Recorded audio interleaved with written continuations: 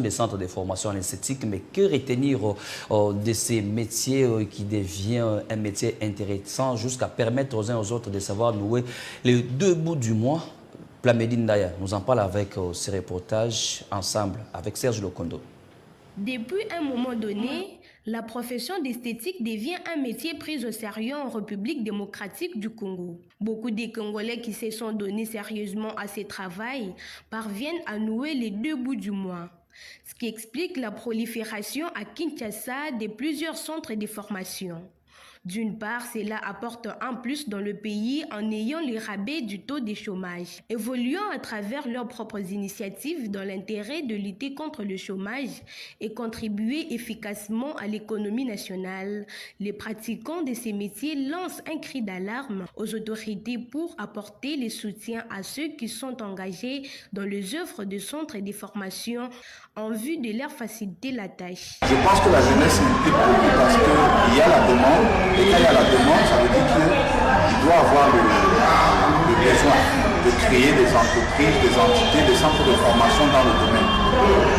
Parce que c'est un domaine qui concerne l'esthétique de façon générale et comme je dis, le besoin est là, c'est pour ça que nous avons décidé de créer ce genre de centre. Nous sommes victimes des AVC.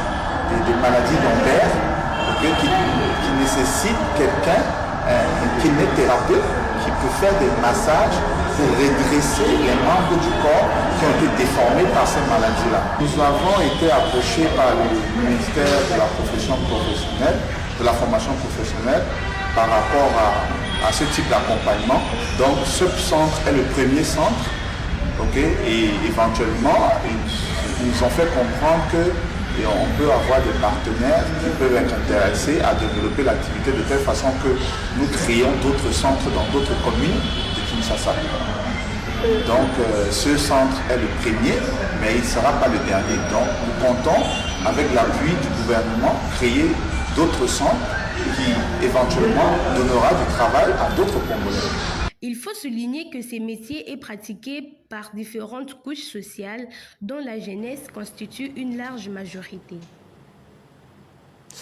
Et en sport, 30 octobre 1974, 30 octobre